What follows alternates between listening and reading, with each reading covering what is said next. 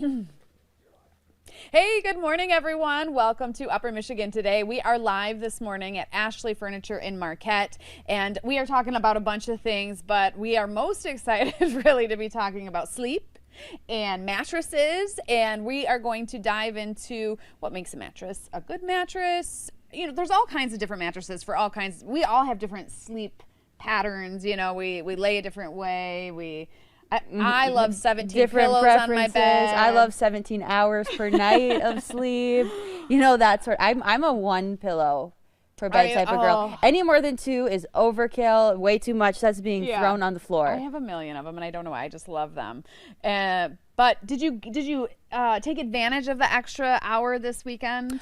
I did. And you know, for some reason I was under the impression that the time change happens Sunday night into Monday. Oh. So when I woke up on Sunday morning, I didn't realize that the time change had happened until I got into my car later that afternoon. I was like, wait, what's happening? What time is it even? But no, I'm catching up on my sleep. But I feel like this is something I've been talking about for the last few weeks. Is like we're always trying to catch up. But you know, it's a problem because when we adjust the times like this, you know, studies have shown that whether it's forward, backward, hour more, hour less, like it actually messes up your rhythms.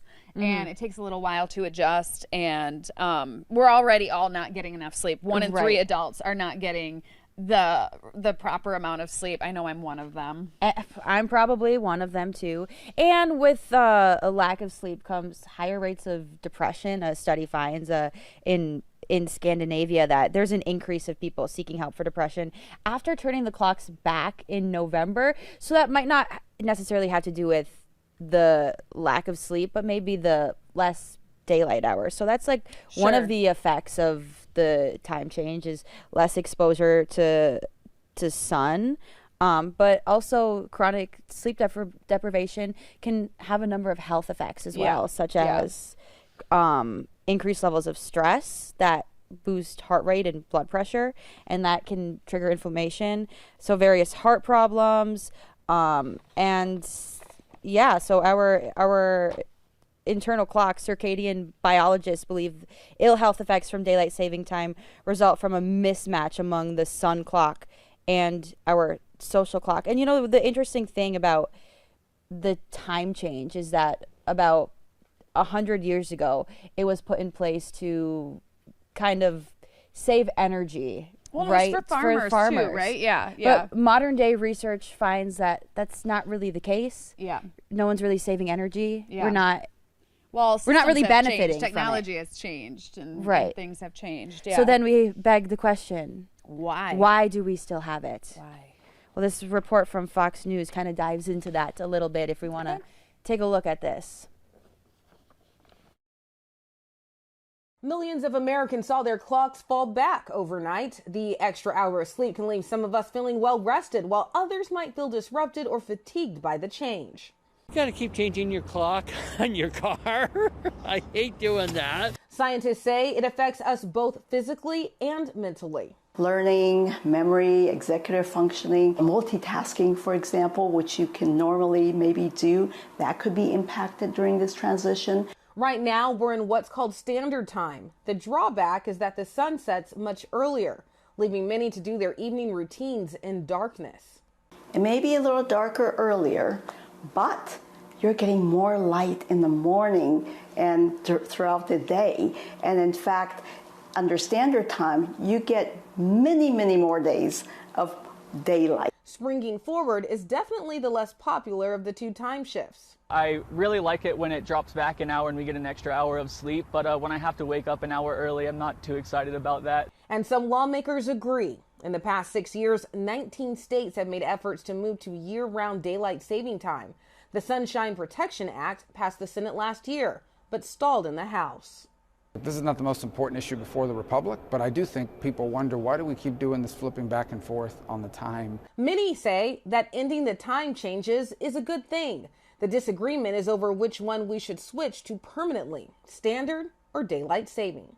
Many doctors say standard is better for our health, with the extra light in the morning setting us up for better sleep cycles. Christina Coleman, Fox News.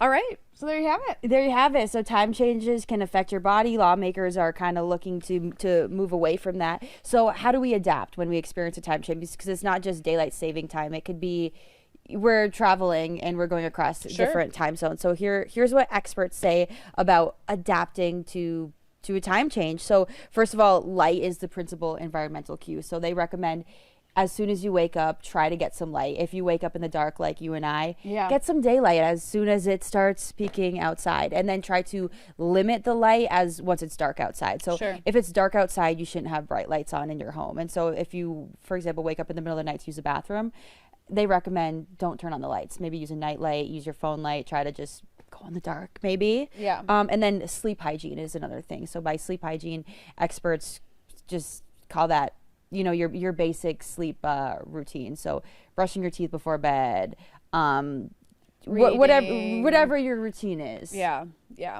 Taking a bath. That sort of thing. Putting things in your eyes, those eye mask things. Everybody kind of has a little different ritual. Do you have a particular ritual, or do you just... No, I just go down. I just go down. I literally just go down. And now as we're heading into winter, it's certainly more important that we get more sleep. And another thing that experts say is that healthy adults sleep about 1.5 to 2 more hours during the winter. Really? Yeah.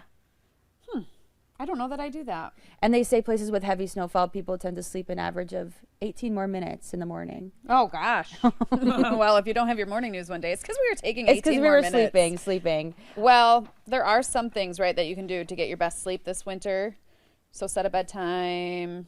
Stay away from your screens, of course. I'm really guilty. I will be on my phone until I physically can't keep my eyes open any longer. Have that ritual. Adjust your clock. Step into the sun. Use essential oils. That's an interesting one. I know. They say that using essential oils can just help reduce the feelings of anxiety and produce a sense of calm.